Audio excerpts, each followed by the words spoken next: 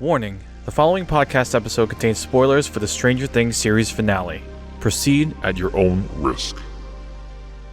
Once it started, not a single kernel went into my mouth. I barely ate anything. I was like, I cannot miss any fucking details of what's going on here. Hello and welcome back to the Nuanced AF podcast. I'm Juan. I'm Lex. We are two highly empathetic people who are always trying to find the nuance in everything because everything is nuanced AF. Lex, Happy New Year. Happy New Year. Happy New Year. We're in 2026 now. Can you believe it? No, it's weird. Yeah, time is weird. Time is moving fast. Hope you all had a good New Year. Hope if any of you are doing New Year's resolutions, you haven't given up on it a week later yet. Hopefully you're successful. Hopefully you're successful. Wishing everyone a success in the new year. You don't have any resolutions, do you? I don't know if we talked about this. Do you have one? I don't know if I have I don't really have one. One? Yeah. I mean, really just to pay off more debt. That's that's the main thing. To get more serious about. I think I have more of it's not a New Year's resolution, but a resolution to try to be better each day. Yeah, it's pretty. Just in general, it's solid. I also want to eat a little bit better, eat healthier. Yeah. I think that's a lot of people's goals. Yeah. I don't have a specific fitness goal or anything. I feel like a lot of people do that. I don't really. No, it's mostly just I have a goal to pay off at least one credit card this year. So. Yeah. Yeah, I've already paid off. One last year, and then I want to pay off at least one this year. I'm trying to go for two. We'll see. Nice. Yeah. Well, I wish you the best. Obviously, it does affect you. I will help. Yeah, I know. I will help when I can. Yeah. And we'll get through this together. Yeah. Cool. So, eagle-eyed viewers may have noticed the shirt that I am wearing. If you know, you know. And if you don't know, this is from Stranger Things. And I know we already did an episode kind of on it when Volume 1 of Season 5 came out. But we spent our New Year's Eve watching the finale in theaters. That was pretty cool. That was awesome. Yeah, that was really cool. We're going to talk a little bit about that. I don't know how long that's going to take because we could really get deep into it. But I have a little bit of a structure we have going on. We'll have to see how things go. So we'll take it step by step. Take it from there. First, I want to talk about seeing it in theaters. Yeah. The theater we saw it at did this cool thing. And I actually have heard this from other theaters too, where your ticket also counted as a concessions voucher. Yeah, that's great. Now, I didn't know what that meant. I'm just like, well, a voucher for what? Like a free soda or popcorn or candy? What did it count for? Each ticket was, I think the cost of the ticket was basically, I guess the way to look at it is you kind of got in for free and you just paid for concessions. Because it was worth $18. Yeah. Yeah, which was kind of wild because it was you paid $18 and it was to get in, and then the concession voucher was it was $18. It was crazy because it kind of felt almost illegal. It was one of those things. So yeah, because that feels like we're cheating the system somehow. Yeah, I felt like we were stealing. Yeah, but no. But here's this lady handing us two popcorns. Yeah, and I almost. Well, first of all, the showing was at 8 p.m. and we got there around 7:40, 7:45. Yeah, we were a little late to the game. Well, we were technically early, but late for being early. We were early to a normal ass movie. That's true. Yeah, because I was thinking, oh yeah, they're gonna show a bunch of previews beforehand. No. Quickly did we find out they were yelling at people that that they were saying that it's going to start right at 8 and there's no previews, no trailers, no ads, no nothing. Yeah. And the line was long, but it moved fast. The line was long, but it moved fast. Yeah. When we got there, we were like, oh shit. They were prepared for this. They knew what it was going to be. They knew, which was great. Yeah. But I almost didn't get a bag of popcorn because I thought it was going to make us late. Yeah. But I saw that they had already made big bags of popcorn, ready to go. I was like, okay, that's not going to take any more time off of like us getting into our seats. Yeah. So we just got 2 things of popcorn. Yeah. And the lady was like, "Do you want a drink?" Little did you know. Oh yeah. Don't worry, lady. We got drinks. Don't worry. Yeah, the drinks are securely being smuggled in my pants. Yeah. I mean, Don't look too closely at that bulge. yeah. I'm just I brought happy in, to be here. Yeah, I brought in a can of Coke too. Yeah. Yeah. I was just like, here you go. I was waiting for them to get loud so I could like snap it open. Yeah. That was funny. Oh. It was good though. It was. I want more things, more like shows to do that or Yes, movies to do. please. If you're Yeah.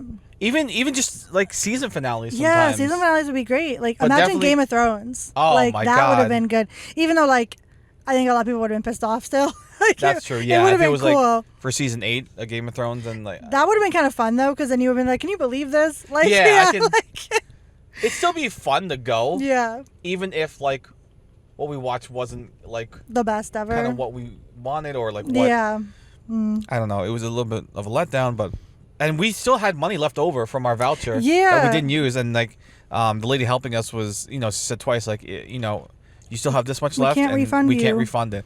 And I was like, that's okay. I don't care. Take it. I just need to get to our seats. yeah, because you wanted to see it. Yeah. I mean, I wanted to see it too, but I was like, I'm willing to wait for some for some food.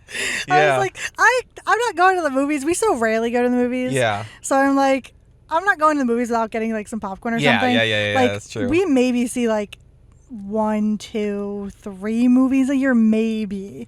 Yeah. Like it's not. We don't go often, so it's one of those things where you want to enjoy it while you're there. I got a question for everyone listening. Is anyone a big Raisinets fan? We know one person who yeah. is. Well, actually, Yeah. really 2 people. Really, Two? my Your dad. dad? Oh. Yeah. Well, our My- friend Jeff, Jeffrey, who so nicely got us the tickets. Yeah, he was so nice. Thank you, Jeff. Thank you, Jeff. It was very sweet. He didn't need He's to a do big that. Raisinets fan, and you bet your ass he waited in line for those. So. He totally did. He's like, oh, you had money left over. You should have got me Raisinets. But like Yeah, I'd have Well, for- Raisinets and I would like throw it at him. yeah. Well, yeah, he was right in front of you too. He was right in front of me. So You would totally have caught them too. yeah. Yeah, so aside from popcorn, I don't really consume much else when I'm at a movie theater. I want popcorn and a soda. That's what I want. Okay, yeah. But I want to sneak in a soda. I- I don't want the soda from the place. Oh, okay. Because it's ridiculous. They're so big. I will never drink all that Yeah, soda. yeah. You want normal size. I just want like a can, or like I want like to go to Wawa and like get a bottle. Yeah, like, that's yeah. what I want. Like a normal size soda. Yeah, yeah. Even me, where like I don't drink soda, but I drink just a lot of water. I consciously try to drink as little water as I can because I don't want to be mid movie like and I need to pee Yeah. because like I don't want to miss anything. And then if I hold it to the end, fuck, you're gonna see me like walking funny. The popcorn was damn good too, because I literally ate like a good 60% of it before it even started. I think I was like, ate what? maybe like 30% of it. Yeah. And then once it started, not a single barely- kernel went into my mouth. I 'cause barely ate anything. I was like, yeah. I cannot miss any fucking details of what's Yeah. going on here. I ate it during the credits. Like that's what I started. Oh yeah, we yeah. were That's sitting when where I we was were like, waiting. okay, I think Yeah. I was like eating it, watching the think- credits. I think I'm safe now. I think I maybe did like 2 or 3 handfuls like during the whole thing, and I was like, oh, I was sat. I was like waiting. Yeah. Like, I was watching the whole thing. Yeah. Yeah. So yeah, seeing it in theaters was great. Just because like, So good. I don't know, it's something about like seeing it with like people, even if they're strangers, like hearing reactions and nice. whatnot. Yeah. And by the way, when I was there, I haven't told you this, but like now it's. Oh. Now I have it out on like my TikTok and like my personal YouTube channel, but on my Apple Watch I had the voice memo feature going, Oh, wow. and I was just recording like the audio of the in theater reactions, whether it was mine or just like the crowd, and that's up on YouTube. I'm gonna link it in the description below so you can watch that if you'd like, and it's on my TikTok as well. But That's cool. yeah. So if you saw me like seemingly talking to no one, that's why. That made sense. Yeah. I thought you were just like mumbling to yourself. Yeah, that's not out of the realm for talking me. to himself right now. He's mad about something, or he's like annoyed at something. No. I was just worried for everyone, as we all were. Yeah. Because like, It did get to a point, though. Tell me if this is true for you as well. That it did get to a point where I was watching it. I don't exactly remember the specific moment, but like maybe about like halfway through, maybe like 60% through, where I was like, I don't think anyone except maybe Elle is going to take damage here, really. Like, and obviously her sister, yeah, she took damage, but like I think that none of the main people were going to like get killed off, I think, well, except for maybe Elle. knowing and wanting are two different things. Mm-hmm. I think I wanted pretty much kind of what we got. Yeah. Or like no one really Yeah. was killed. Yeah. Spoilers. There was a point where I was like, I thought maybe like 30%, 35% way through, they might have like killed somebody off. And I'm like, okay, that hadn't happened yet. So it got to a point where I was like, maybe some injury, but I don't think anyone's going to die. Like, I don't really. And then like when it happened with Elle, I was like, oh, I see what's going to happen. Like I was kind of piecing it together. Because like I had thought that Elle was somewhat likely to die just because of like how they were setting it up anyway, but also like it kind of makes sense. Yeah.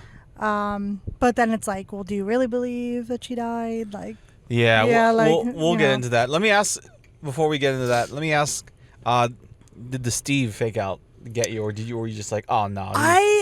It did get me a little bit, but I was like, ultimately, there's too many of them. I think they're going to save him. Like, that was sort of my thought process. What about you? I was prepared for anything. Yeah. So I'm just like, are they doing this? Yeah, are they then, killing Steve? You know, when they fucking cut to black, like, that was savage. I was just feeling everyone like holding their breath, and then they knew what they were doing there. Oh yeah, 100%. I actually saw the Duffer Brothers on Jimmy Fallon. This aired, I think, maybe like a month ago, where they had a bunch of like Stranger Things like Funko Pops, and Jimmy was like, could you like arrange this in a way that like maybe gives us some hints to season 5? God. And they were like, yeah, sure. And one thing I noticed was that they put Steve right at the edge of the desk, and then he fell. And then they picked him back up, and they're like, just kidding, he's fine. And I'm just like, God damn! That makes Seeing a lot of that sense. now is like, oh, I see what you did there. Just kidding, he's fine. I don't know if they actually said that, but like, That's funny. You know, they put him back Yeah. up on the desk, They're but like, he's good, he's still, good. that was savage. They I'm just saved like, him. bro. That was, and we Oh. got, and this is definitely a moment of like the gang's all back together because we got Max back. Yeah. Yeah, like officially. Yeah. Which is kind of nice. And yeah, like they ended up, and like literally everyone is pretty much together except for like Hopper and Elle are kind of like in their own like separate thing, and Murray too. Is that Murray? Yeah. Yeah.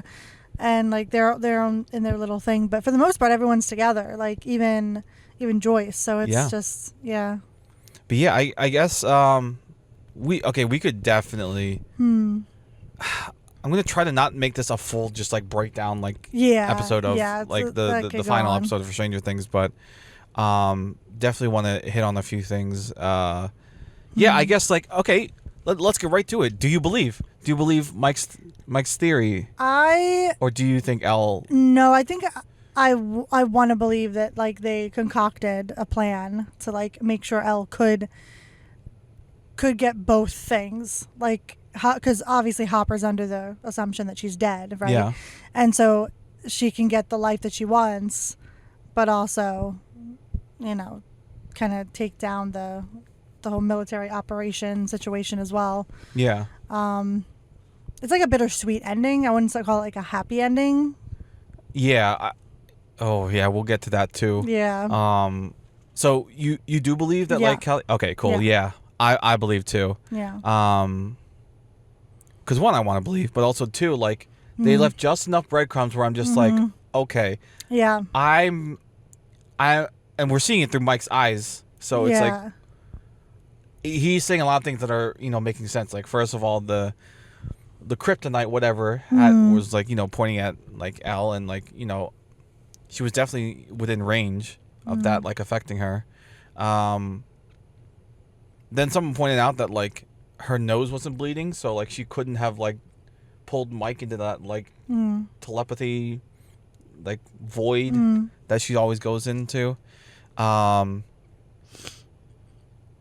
I think we don't see this until like Mike's telling us about his theory, but like Elle's finger is kind of like trembling, twitching like that, kind of like how like what we saw with Kali when we saw that she was like projecting herself in that room. And speaking of Kali, I think because you have someone whose power is like to show you whatever she wants you to see. It's giving the vampire in Twilight. Yes, like yes. Breaking Dawn. Yeah. Like you can project whatever you want. Yeah. That really brings into question, like, are we truly seeing what we saw? Yeah. So, and I don't know what the range of that might be, that but like suspend your disbelief a little bit. Yeah, at the very least, like it makes the theory plausible. Yeah, because you're just like, if she can do that, what else can she do? Yeah. Kind of thing. Yeah. I feel like Kali too got a lot of hate. This season, but a lot of hate. But I also think that like if she was the main character, I feel people would be rooting for her, especially after all of her friends died.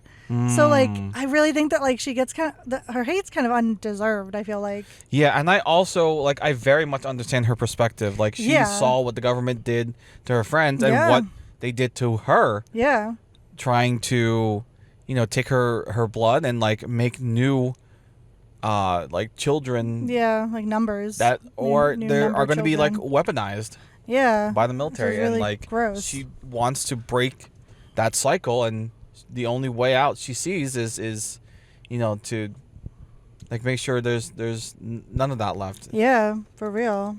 So I get it. I always got her side, and I definitely, even though like I definitely like disagreed with like her plan. Like I believe that there was a way. Like I thought maybe like if Vecna was gone, like what if like Elle's powers and like all their powers like went away somehow? Yeah. And then that would make Kali be like, oh, there is way. Another option. Yeah.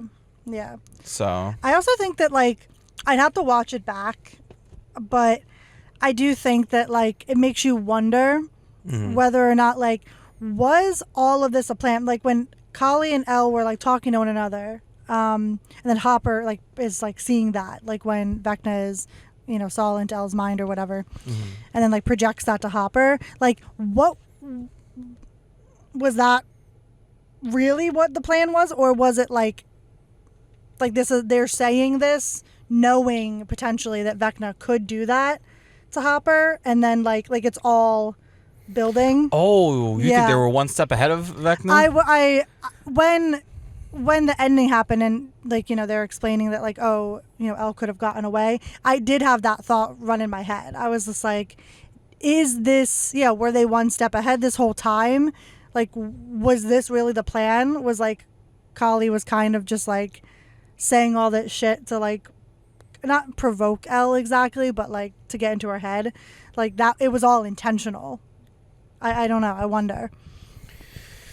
Yeah, that's an interesting thing that you bring up. Like, and I think this leads to a bigger point that like something I very much appreciate about the Duffer Brothers is that they will like leave like breadcrumbs, but they will not hold your hand and directly explain something to you. Yeah. And I think a lot of people unfortunately don't like that, or like think that makes it bad or lazy writing. But I don't know, just like who I am, and like if I've ever written something like for like the screen or whatnot, like I like when you give the audience the respect that they are smart and can piece things together. And that you basically don't hold their hand. Yeah, and I don't think that you need to always hold people's hand. I think that that's not usually like the best course of action. I feel like piecing it together is like half the fun. Yeah. Like I Yeah. said, leave enough breadcrumbs. Like, don't just completely just never ever explain anything. Yeah, you 'Cause have now, to at some point. Now that runs into the opposite problem where just like you're just so lost that like Yeah. you had no hope to Yeah. like understand anything. But so you believe, I believe. I guess overall, how did you like it? The ending. Do you think they stuck the landing? I think that like it's weird because I feel like I am in a weird position where I like the ending. I'm happy nobody died, but I'm also like for the emotional like pull. I feel like sometimes that is like having a character die is like a good way of like being like, oh, like so sad, like the sacrifices are like so, like that whole thing. Like I feel like it's unrealistic that none of them died, but I also like that none of them died. So I like the ending, but then I'm also a little conflicted because I'm like, oh, that seems not like what would have actually happened in real life, but also this is all fantasy, so that brings up a great point that I wanted to mention is I know a lot of people are unhappy that like they're really, other than like Vecna and Kali and like the people that you kind of suspected, maybe El, if depending on whether or not you believe, like there weren't any major deaths. And for me, I can understand why people think that like to make the stakes as high as they were and as real as they should have been, like you needed to have one more death. I totally get it. I just think that I don't know. I think too many people are kind of influenced by like the Game of Thrones effect of it all, where like quite literally no one was safe. Yeah. After Ned, like that was like that was it. Everything was yeah. Everything you knew, like you knew not to be turned it upside down. Yeah. I think since like season 5 started like shooting. Actually, I don't know when this quote came out, but like I've heard that Duffer Brothers have said that, hey, Game of Thrones or Stranger Things is not Game of Thrones. This is not. There's not going to be like a red wedding type situation. Yeah. And so I don't know. Like I was kind of influenced a little bit by our friend Rick, who very much believed that like we will get a happy ending, as happy as we can have. Yeah. And like, I believe that because even Stranger Things themselves, like, we lost characters along the way. Barb, Bob, Eddie. Oh, I think here's the thing that Stranger Things does, and I think how they ended it solidifies it for me. The main characters definitely have main character syndrome in the sense of like they are safe. They have plot armor basically. Even with Max like being hurt and like in a coma and whatever, she still is relatively fine. So they have plot armor. That's the whole thing. And I think like you always notice that everyone who did actually die are like they're on the like fringes of things. Like they're side characters. They're not main characters. They're not like the people that are driving the story forward. They're just like kind of reasons for the people to be like so pissed off about the Upside Down being what it is. Yeah. Because it's like just like everything with like Brenner and then like Elle's mom. It's just like they're all like tragic. Brenner's not really. Brenner deserved to die, but like her mom is like a tragic figure. Like like all the women who are like also creating those babies, like they're all tragic figures because you're like like this is like sad and sacrificial and like not your choice, obviously. And I think that like it just solidifies for me that they just have plot armor and they weren't going to go anywhere from the very beginning. Yeah. Like, so I feel like you can like that or not like that. Yeah. Depending on who you are as a person or how you like your shows to be, but yeah. I get it. Like if you're a little annoyed that like the plot armor was quite strong, but I don't know. Like I grew to like really like the characters, so like I think I know, like, for someone like me, then it's more or less like what I wanted. I'm just like, good. Yeah. I'm glad they have armor. I like all of them. Yeah, you're like, I don't want anyone to die. Yeah. Yeah, which I get, because I'm that's why I think I'm conflicted, because I like shows with like emotional depth. Yeah. But I also like that none of them died. Yeah. So I'm just like, because I do like all of them, and I don't want them to die. But Yeah. the emotional like gut punch that would have been like one of them dying, yeah, I think would be like kind of like a nice, like, oh, it's sad we lost them, but Yeah. you know, it's like it's just a moment. It's funny. I was talking to our friend Brooke, and she feels the same. She's like, Yeah. she's like, I'm glad none of them like really died, but the writer in me would have killed one of them off. One of them off. And yeah. I'm just like, I get it. I get Okay, it. who would it been? Yeah. Oh. Who would you have been the most okay with going? Well, I think the most what happened, if I'm saying this for real, like besides Elle, because Elle was the most realistic. I feel like she made the most sense to be like sacrificial.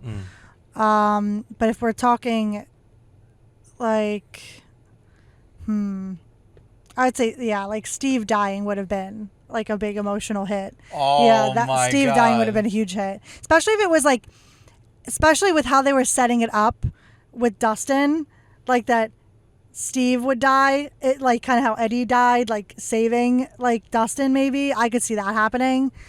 That would have been like really sad, and it would have been even more traumatic for Dustin, but it would have also been like very full circle. Yeah. I think. Oh man, a lot of people would have been up in arms if Steve died. If Just Steve because. died. Oh man, him out of everyone has such a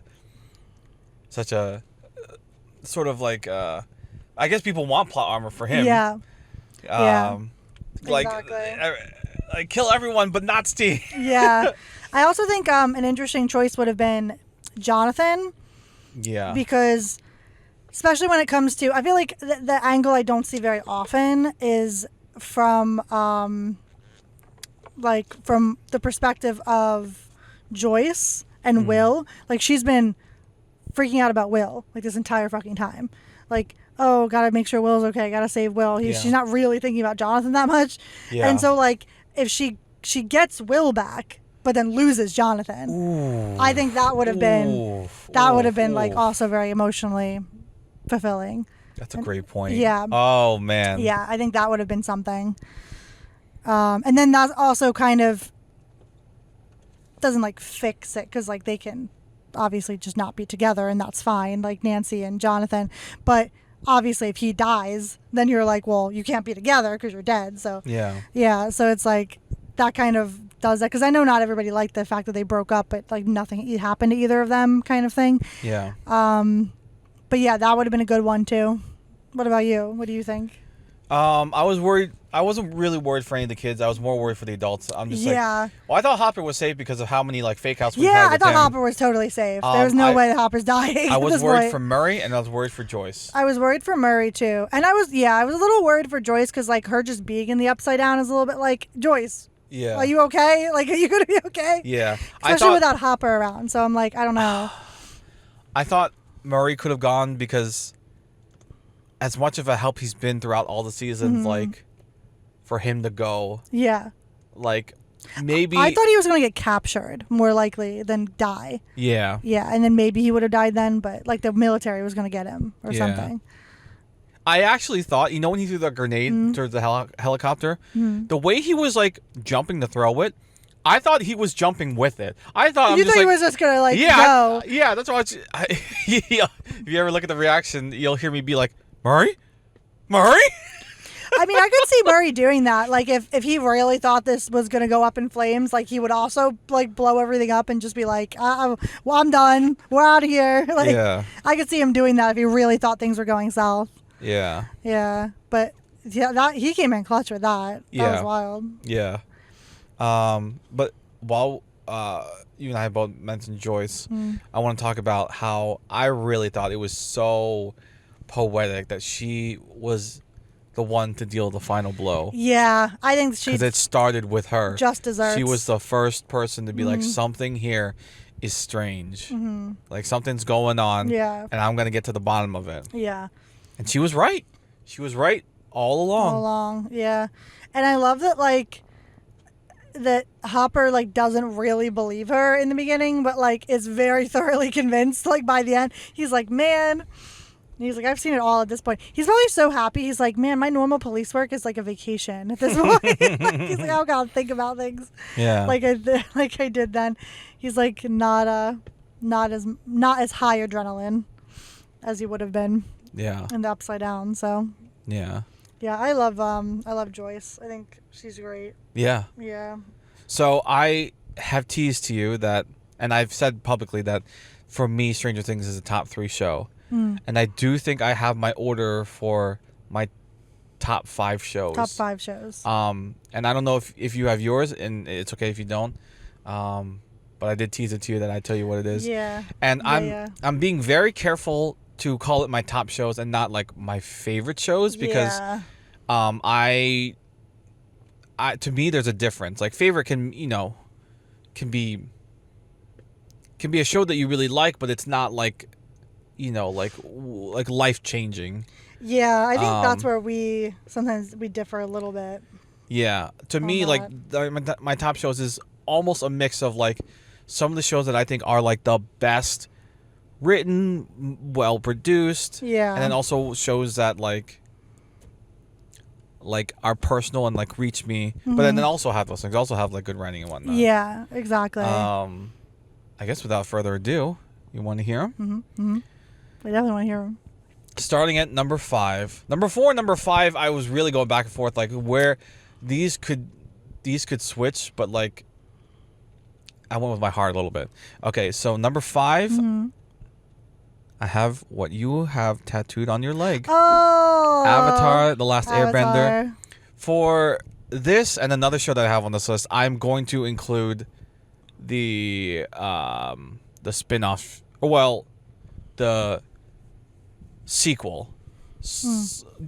You'll see what I mean. Okay. So I'm including Korra in this. Yeah. Okay. So Korra's encapsulated in this. Yeah, I kind of see this as just the world. The world, the universe. Yeah. Yeah. But yeah, Avatar: The Last Airbender, I think, undeniably one of the greatest shows. Yeah. I mean, that's hard. Undeniably one of the So greatest good. shows.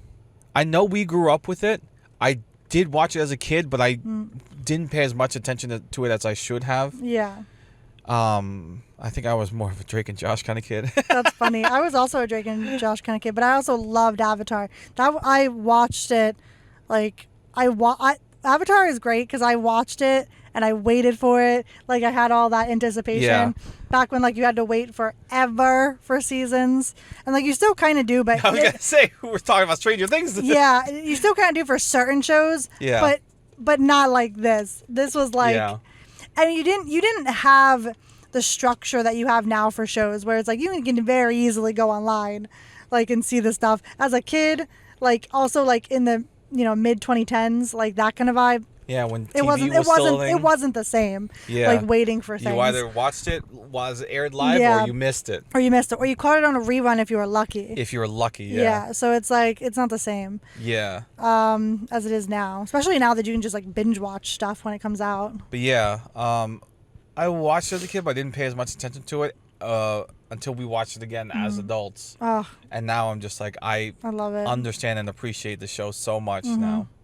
I love it. I love that there's a resurgence of it too, because Avatar Studios is now open and they're doing all this new stuff for Avatar. It's great.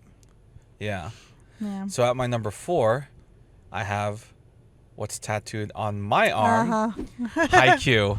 And obviously I'm very, very biased. I was about to say which one, because I'm very, very biased because I play volleyball, but it came out sort of around the time where I was discovering that hey, I kind of like the sport of volleyball. I like playing it. It was perfect timing. Yeah, and I've seen so many comments of people being I had zero volleyball knowledge or experience. I watched this show and I loved it. So I think it's one of those shows where it's just you know how sports movies, it's kind of you know what's gonna happen. Yeah. There's gonna be some big victory at the end. Yeah. Or It's the or same whatnot. kind of format. This does have that, but there's you really see like the emotions of sports. You see different personalities of Each player. Yeah. different ideologies of ways to play, different strengths and weaknesses, and how they're overcome. And I personally love that, like, the main character of the show is someone who is on the shorter side. Yeah. And, like, that is a disadvantage to playing volleyball, but he overcomes it by being able to jump very, very Which high. you kind of relate to. Which I do relate to. Yeah. And so, but, like, I realize I see myself in, like, many characters, which I think is a big testament to the show, like, how real it is. Yeah. They did their research, basically. Yeah. Like, 9 out of 10 things in that show are, like, very realistic. Like, no one has, like, super powers or anything like that. But, like, with the right training and the right form and technique, the things that you see in the show can absolutely happen in real life. So, I don't know. I love it. I love the characters. I love the music. And I just love how it makes me feel. The music is pretty good, Thank you. honestly. Yeah, the music's great. So yeah, Haikyuu makes it at my number 4. So far, this makes sense to me. Yeah. Again, I was going back and forth between Avatar because I'm just like, oh, but Avatar, like, is Haikyuu makes sense for you, Yeah. I think, to be higher up than Avatar. Yeah. Yeah. I that's where I said I went with my heart. All right. So number 3, you alluded to this a little bit. It is the other tattoo I have, which I haven't shown it. I wanted to show it during the Stranger Things episode, but I guess I forgot to.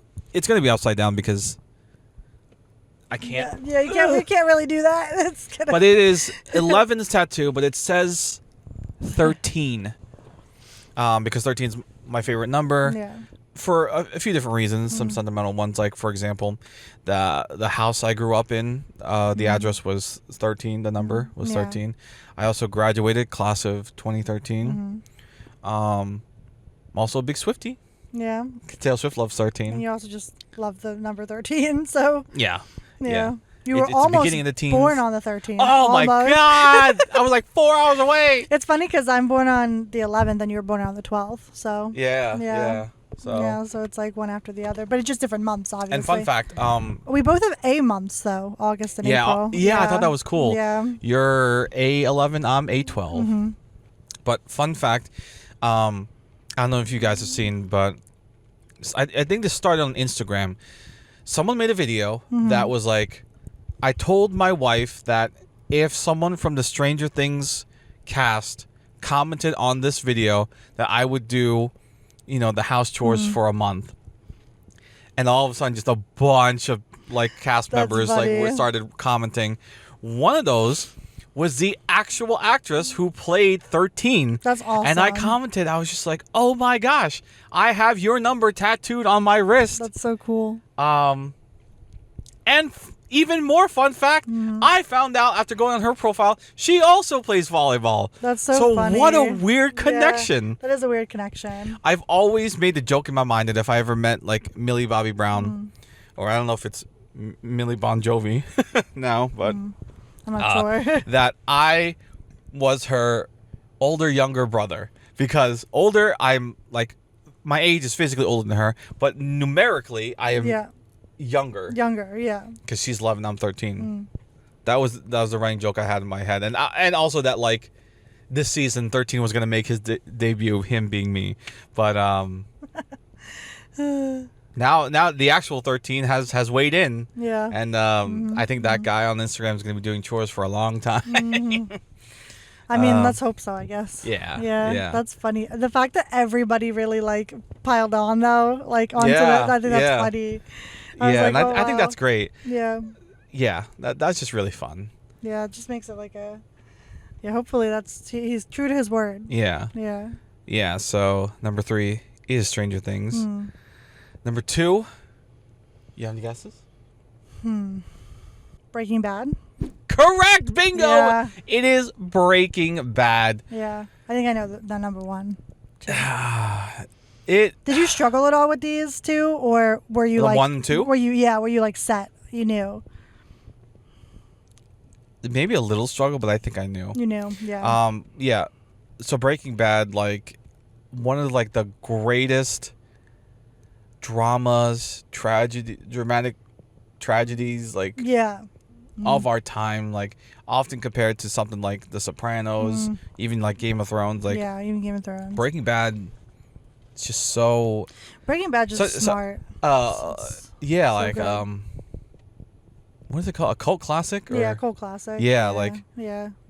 And I'm also okay. This is what I was talking about with like Avatar. I'm also including Better Call Saul with this. Yeah, that makes sense because it's all in the same universe. It's all the same universe, yeah. and like and it's written by the same person. Yep, it's connecting. Yeah, like, there's and lots like of connections from either or. And when you see those connections finally start to overlap, yeah. Oh my God, is it good? Like, yeah, I will say Better Call Saul like started slow for me. Or I'm just like, yeah, I think most people agree I'm with struggling that. a little bit to, like, this is cool and all, but like. Like it all makes sense like yeah. once you watch the whole thing, but like in the beginning it is hard to get into. Yeah, because it felt quite different. Yeah. From what we're used to, but then like shit hits the fan and then it starts to feel like Breaking Bad all over again. 100%. So great dramatic show, great a tragedy in many cases. That's that if you want death, there you go there. Yeah, honestly. And at least with that, like with Breaking Bad, it's like it's not sometimes it's strategic, the deaths, but also sometimes it's just like senseless. And I think that in the context of Breaking Bad makes a lot of sense for like the material, because you're like, of course there's going to be like senseless death, because it's like the thing with me with senseless deaths overall, I feel like senseless deaths still serve a purpose in the sense where it's just like, that's the point of them. They didn't have to die, but they did, and like that's what makes something a huge tragedy. That's the point that Breaking Bad I think is making a lot of the time. Like when there's like innocents that die, because you're like, well, they died because these other people made really poor decisions. Like, and that's real life. That happens in real life. That I think is more like a true to life kind of situation. I think it kind of depends on the show. Like it also depends, I think, on what you like as a person, like watching a show. That's why some things are like, that's why some people don't like how Stranger Things ended, because it's like they have a specific want for like the show to be a certain way, but it's like when it doesn't fulfill those wishes, it's like doesn't feel fulfilling to them. So yeah, Breaking Bad is like enough where you're like, you care and you're like sad, but you're like, you get it, like you get the why behind what happened kind of thing. Yeah. So Breaking Bad is my number 2 and my number 1. I think it's Attack on Titan. It is Attack on Titan. Those two for sure for me were your top 1 or top 2. I was pretty sure Attack on Titan was 1 and Breaking Bad was 2. The rest I was like, I thought you were going to put Haiku on there. I didn't know where. I thought maybe it would be higher. Than Avatar, which I guess I was right about. But I wasn't sure. But I also thought Avatar was going to be on there. I'm pretty happy with my top list. Yeah. But yeah, Attack on Titan, dare I say, is the perfect show. It has everything we've talked about. It does have. We're still watching it. I'm still watching it. Yeah. It does have strategic deaths. It does have tragic deaths. Senseless. Yeah, a lot of it's senseless. Yeah, but overall, I keep thinking of that like meme that I showed you where it's like this like it's like one big circle and then like hundreds of circles like inside that circle that still make a very like geometric shape, and that how like that describes Attack on Titan, how everything connects to everything. And it absolutely that is absolutely true. Yeah, like everything matters. Everything you're watching matters. Like if you see like a rock on the ground, you'll be like, that's gonna play a part important. in season 5 for some reason. Yeah. And everything's intentional.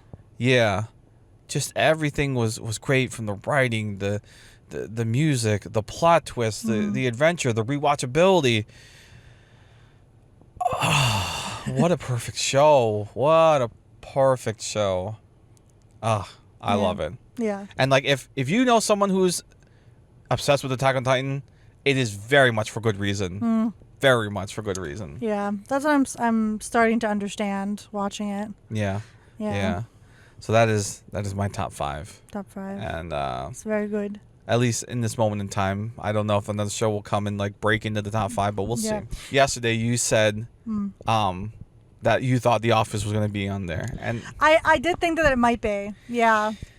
But like given your list, it makes sense. I feel like The Office might be a top 10 show for you, but not necessarily a top 5. Yeah. I love The Office. I think it has a lot of heart, and you know, it's a good comfort show. You can have it on and whatnot, but it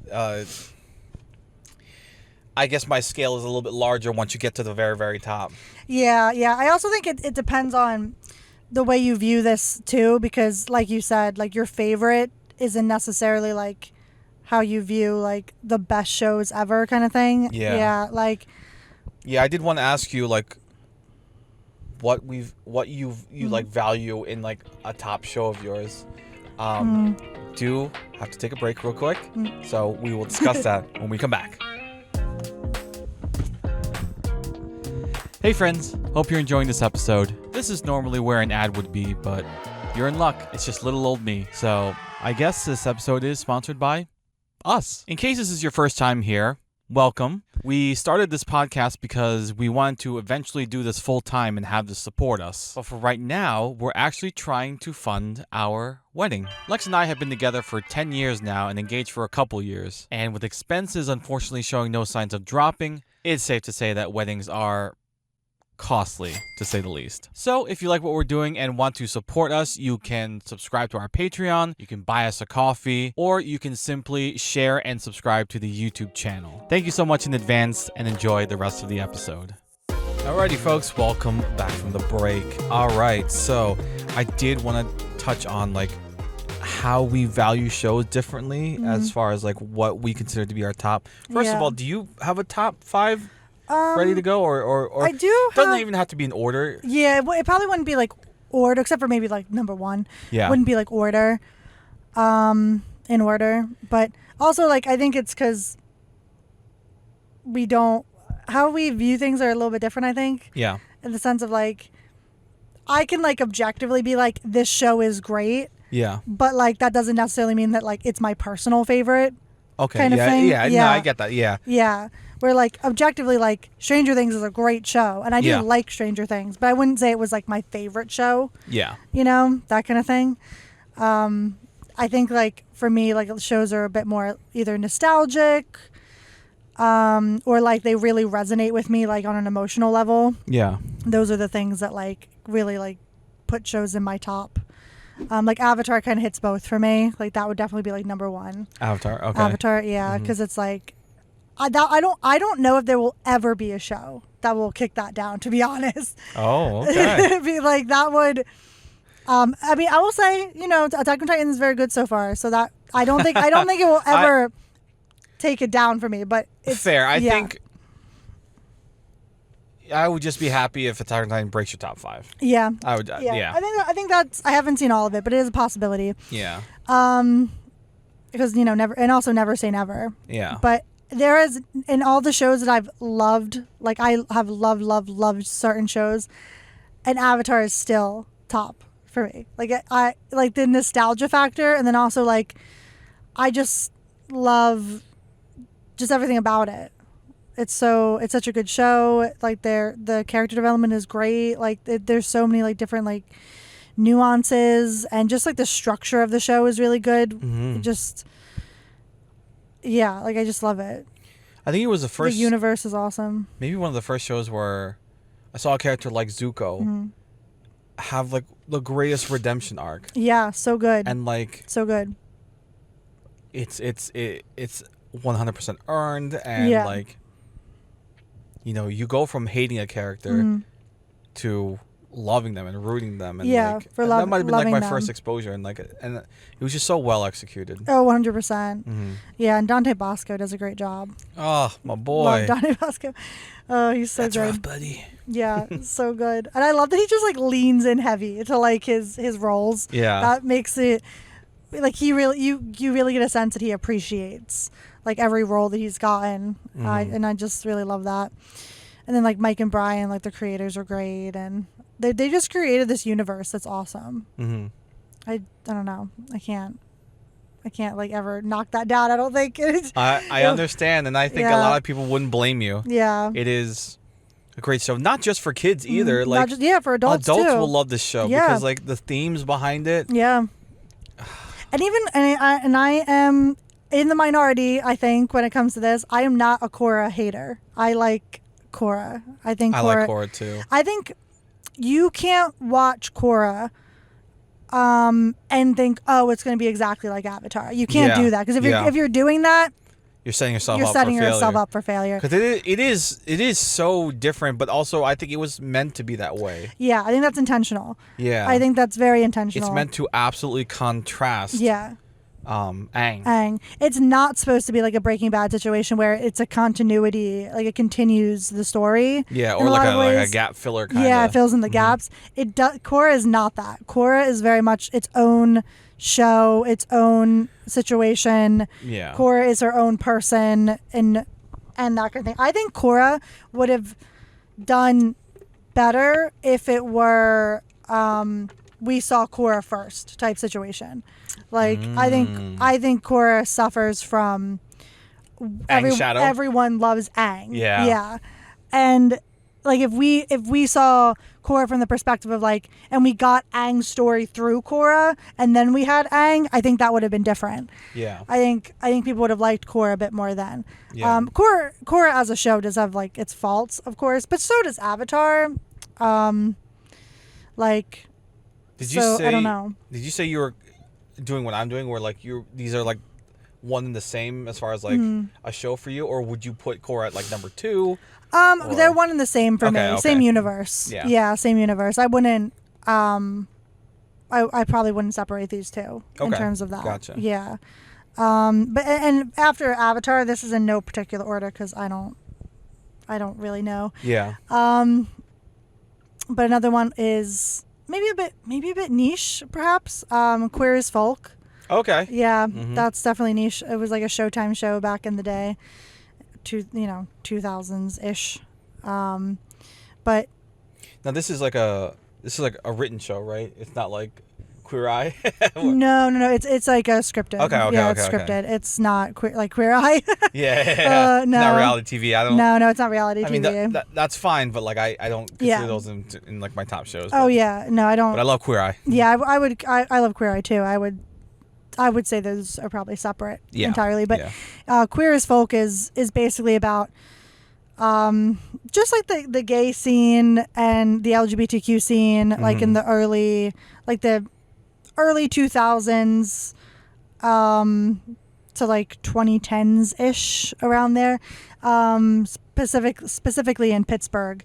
And just like, it's just like these queer people like living their lives, like just, and the things that they went through. Like it's a bunch of gay men, and there's a few like lesbians in there as well. Like they're a part of this whole group, but how Showtime kind of did it is there was Queer Eye, or not Queer Eye, they're Queer as Folk, and then there was the L Word. So it was kind of that kind of situation.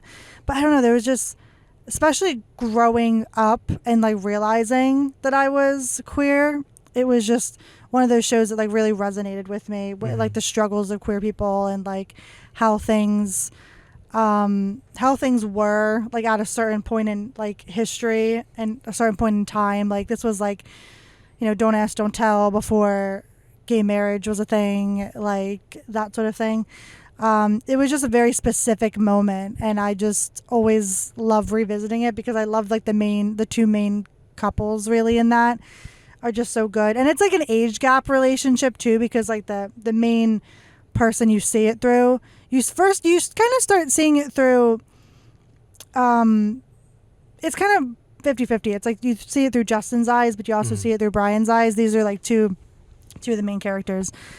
and it's kind of like a Friends-esque group where it's like but it's friends, but like everyone's gay, basically. Oh, okay. Like, so it's just like, I don't know, the stories that they tell in the shows, and they talk about like HIV and AIDS, and like they're just like big heavy hitting type situations. It's all like Rent, where it's like a heavy hitting type situation. It's very queer, very representative of the time period. Certain things may or may not have like aged well, but it's also like, that's the whole point. It's kind of like representative of the time, and I just love it. Like I still love the characters, still want like the best for like the characters, and just there's a lot of emotional like pulls like too. I don't know, I just love it. And there's like a lot of there's one moment that's particularly poignant because it's like a hate crime situation. One of the main characters gets like quite literally beat with a bat.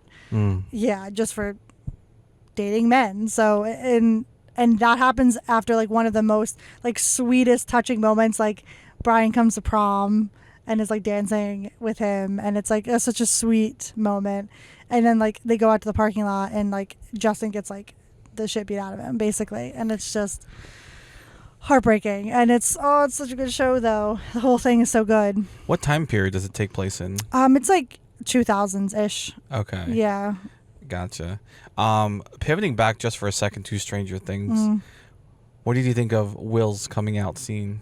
Oh, I did like it. I know some people are sick of coming out scenes, and like sick of like the emotional, like that it shouldn't need to happen, basically, that you should just be who you are.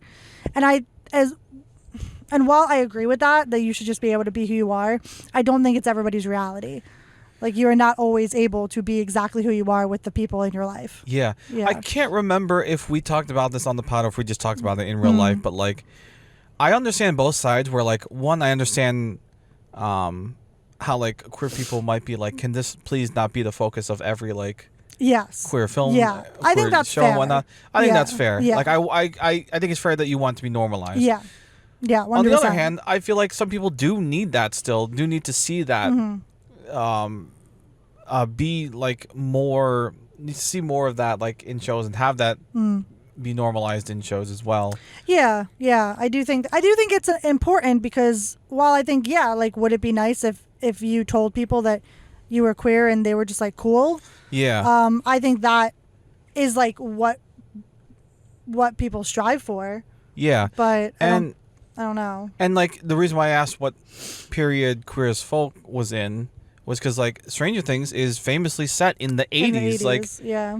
I can't imagine what it's like being gay and like coming out in the 80s. And in a small town. Yeah, in a small town too. Yeah. And like, that's hard enough now, let alone yeah for like all your friends and family to like love and understand you, and like, you know, reassure you that like, you know, you're never gonna lose me. Like, I was ugly crying during that scene. That scene I thought was very good. I really liked it. And I think that's nice, because that's what I think most people want to hear. Yeah. You know, that's what they want to hear, that like the people that they care about aren't going to abandon them just because of who they are. Yeah. I still think about the Emma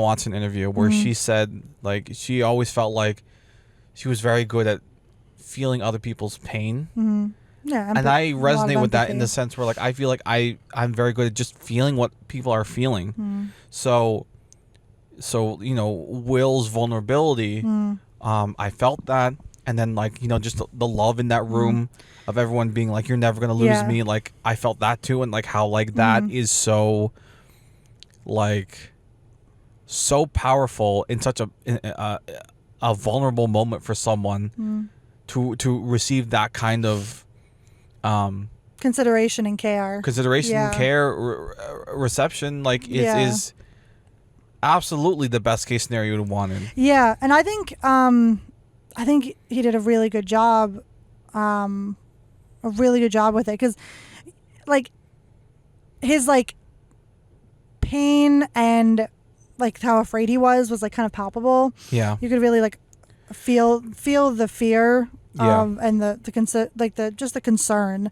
Yeah. And I feel like that's maybe somewhat, you know, undercut a little bit by like some people like don't want to always see like coming outs and stuff, and I totally get it. Yeah. We just want something to be like normalized, Yeah. 100%. But I think for a time period like the 80s, I think that's kind of important because it's not really realistic for Will to have came out and then his family just be like, oh yeah, that's totally fine and normal. Like to not make a big deal about that, Yeah. I think would have been odd. Yeah. Yeah. From what I've seen, I don't think people are like complaining about like, oh, another coming out scene. I think what people are complaining and making jokes about is that like how like everyone was there, and like Yeah. even people that like were just like Vicky was there. Yeah, Vicky was there. And Which you were that just was like, pretty oh, funny. this must be awkward because like, Yeah, that's probably true. well, maybe not. Maybe Vicky understands because you know she's yeah, also. Yeah. But yeah. Murray was there. Murray was there. Yeah, and I'm everyone's sure there. He would.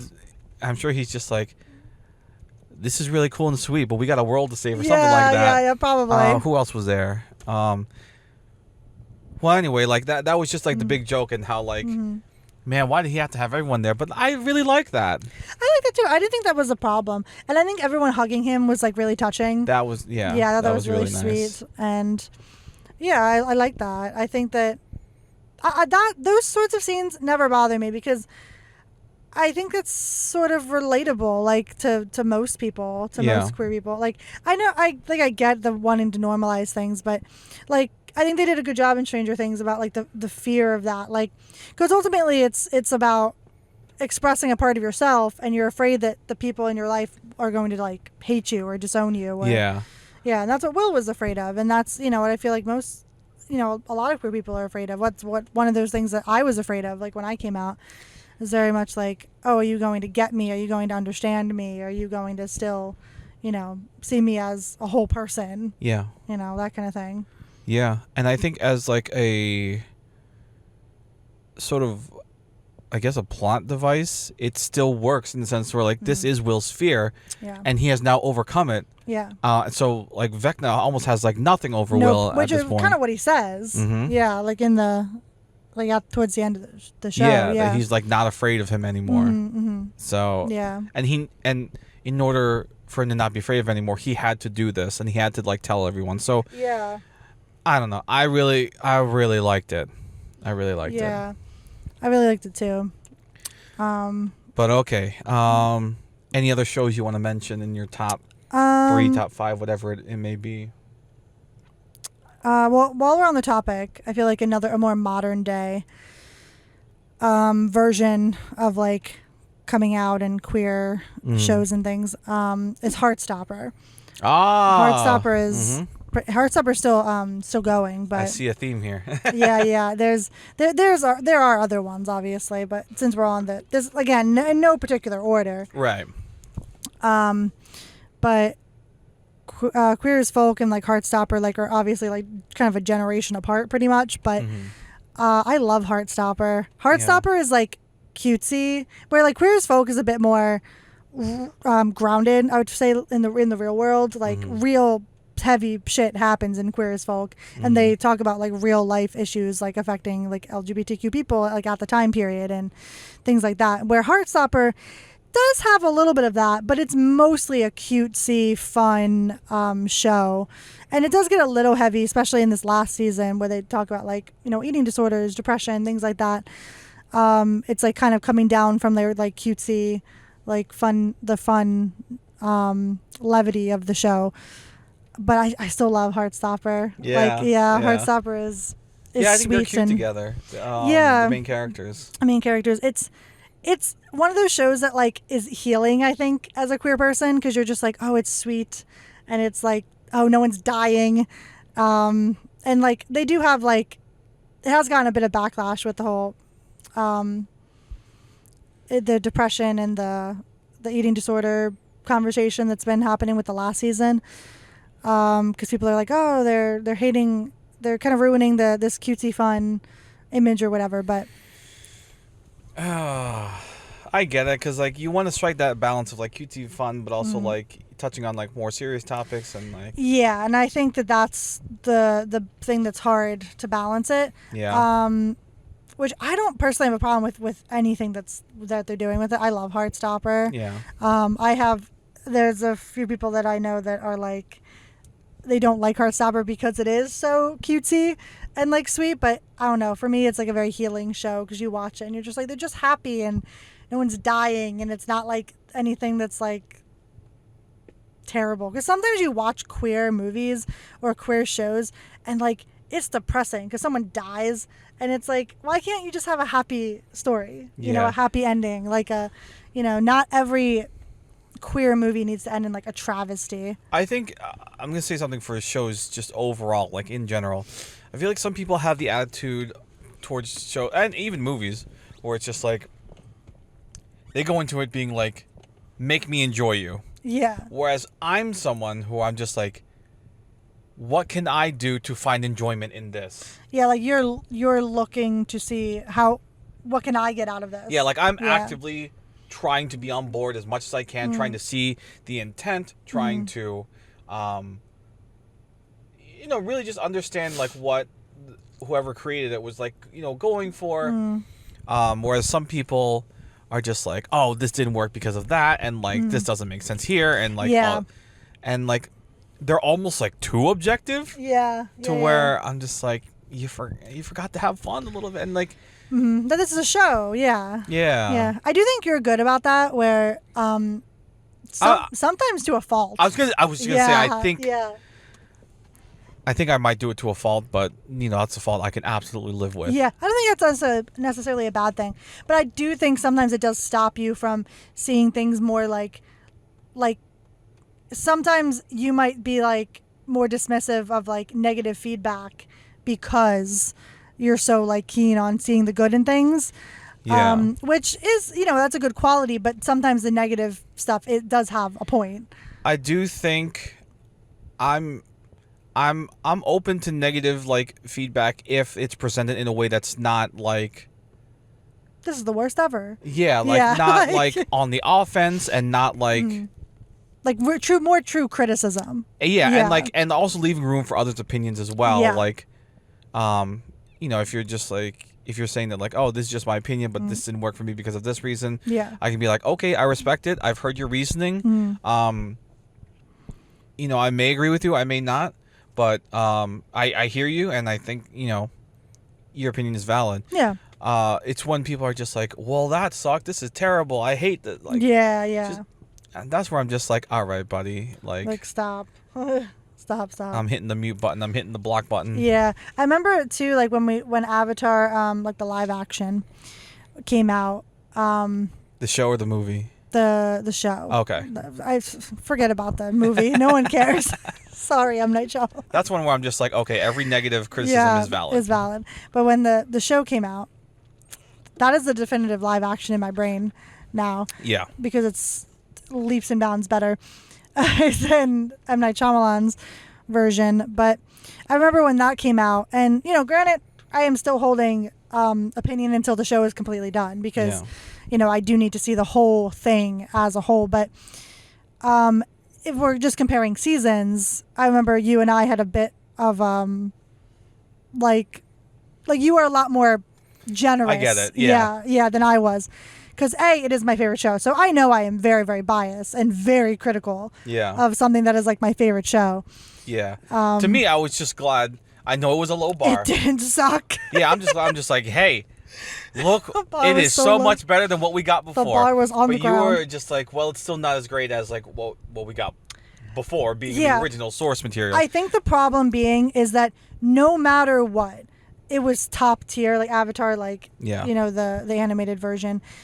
The original that's why it was hard for me, because the bar was either high or low, and no matter what, no matter how good the live action was, like the show, it wasn't gonna hit for me. I knew it. I think I think I knew that too. Yeah. But like I was just happy that didn't suck. Because like the original animated show. Yeah. High bar. High bar. M. Night Shyamalan, low bar. On the ground. In the ground.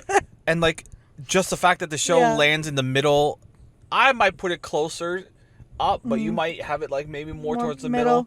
Like yeah. I don't know. I guess I was just happy that like it kind of showed. it looked like it showed respect a little bit. It was trying to show respect. Yeah, it did. It's true. Like it wasn't. For me, it was. Because you didn't feel that from M. Night Shyamalan. No, not at all. For me, some of it was the pacing. Yeah. But again, like I would have to watch the rest. Yeah. Like because some of the stuff that I had problems with in the first season could technically be fixed in the coming season. So like, I think that I'll just have to see. Yeah. Basically. So it's not like the worst thing ever, but that was just like an example of it being like, you're just often more generous when it comes to being like seeing things and being like, I get it. I'm absolutely as generous as I can be. Yeah, well, I'm a bit more like critical, I think, of like of things where I do I'm kind of loose when it comes to certain things where it's like it depends on what purpose it's serving for me, kind of thing. Yeah. Like, do I want a show that is like very emotionally impactful, or do I want a show that's like just cutesy and fun? Like, because for instance, I love Bridgerton. I was wondering if Bridgerton was gonna. I love Bridgerton. Bridgerton's great. Love it. So much fun for me. But is it historically accurate? No, it's not. Like, no, and that's like, not the point. No, it's not the point to be. No, it's just. But I also love historical. Like I love The Crown. Yeah. Like The Crown is great. That's also not historically accurate either. But it's like slightly more historically accurate than like say Bridgerton. To be is. fair, Hamilton ain't the most historically accurate. No, but it's so fun, right? But it's so fun. Yeah, it's so fun. So it's like sometimes like it is just to be like fun and interesting. Suspense of disbelief a little bit. Exactly. Just have fun. Remember to have fun. Exactly. And like and it depends on what you're looking for, you know, in a show. Like Bridgerton is all about cutesy and fun sex. and then some sex. Yeah, definitely some sex. But yeah, it's cutesy and fun and interesting and intrigue and like the fact that these people are like rich as hell and you're like they're just wild, like fucking having all these parties and like it's all like Cinderella and fairy tales and you know, kind of Disney-esque in some ways, but more sex, obviously. Yeah. Yeah, and I love Bridgerton. Does it make your top? Would you say? It probably wouldn't make my, if I'm being real, maybe my top 10. Okay. I probably wouldn't say my top 5. Okay. Because Breaking Bad's definitely top 5. Yeah. For sure, 100%. Yeah. Okay, Breaking Bad's great. Okay. Yeah, Breaking Bad is up there. I was gonna ask like, are any of mine in your top? But I'm just like, well, I know Avatar is. Breaking Bad is. You haven't seen Haikyuu, so that can't. No, I have not seen IQ. Stranger Things, I don't know. Stranger Things is not top 5. Oh yeah, for me. you said that. Yeah. Breaking Bad, you said yes, and then we're still watching Attack on Titan. So. Yeah, Attack on Titan, I can't definitively say with Okay. Attack on Titan. That's not fair. But okay. Yeah. We do have to wrap up soon. Yeah. Any other shows you want to mention that you think break into your top 5, or just like your top, or even honorable mentions? Oh, I would probably say honorable mentions. Handmaid's Tale. Oh, Handmaid's Tale. You mean real life?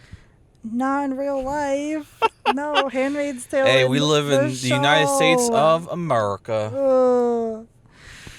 But no, The Handmaid's Tale for sure, and Friends. Friends definitely is. I was waiting to hear Friends. Yeah, Friends for sure. Those honorable mentions for sure. But Handmaid's Tale is so good, so good, so hard to watch, hard watch, but so good, so important, that show. Yeah. That's one of those shows that like I think everybody should watch once. Yeah. But goddamn, is it a hard watch, especially if you're not in the best mindset when it comes to like your mental health. Oh, it's a hard watch, but. It's an important show and an important book. Reading the book, I think, is sometimes... honestly, sometimes the book is like easier because you can put it down. Watching it, to see some of these atrocities visualized on screen, hard, difficult, not easy to watch, but so important. And just like, and it also is one of those shows where there's a lot of like morally gray moments where you're like, you get why characters do certain things, but you're like, is it the right thing to do? You don't necessarily know, but you're also not living in the world that they're living in. You're right. So would you have made those decisions? Who knows? You're not living in that world. I feel like it definitely tests if you're more of a black and white thinker, it'll test your thinking a lot. Yeah. To be like, think more like it'll challenge you. Yeah, it'll challenge your thinking patterns because there's a lot in Handmaid's Tale where you're like, oh, I see why you did that, but also that was maybe drastic, but also I understand like why you're feeling the way you're feeling. Like there's a lot of things like that in the show. And you're Again. Attack on Titan. You read my mind. Yeah. We gotta get back to that because like if you like that from The Handmaid's Tale, oh wait till Attack on Titan. Yeah. Anything else? Any last shows you want to mention? No. Cool. I think I'm good. Awesome. Well, that's going to do it for us for this episode. Thank you so much for joining us and listening, and in the new year as well. If you don't want the party to end, consider joining us over on Patreon, where we do extra content and record for a few extra minutes after the episode ends. I think I'll get to that Am I the Asshole there, since we didn't get to it in this episode. So Sounds good. you also get early access to episodes. Or if you'd like, you can just buy us a coffee at buymeacoffee.com/nuanceafpod. Lex, thank you for making this coffee that I've been sipping on. Yeah, you're welcome. Thank you. But if you want a free way to support, consider subscribing to us on YouTube. We're trying to reach 1,000 subscribers so that our channel can be monetized. Again, any and all proceeds will go towards our wedding fund. You can find all our links in the description /show notes or at linktree/nuancedafpod. That is linktr.ee/nuancedafpod. Thank you so much for joining us and listening. And remember, in a world where nothing is black and white, it's our jobs as human beings to find, understand, and be that nuance. Because we're all nuanced AF.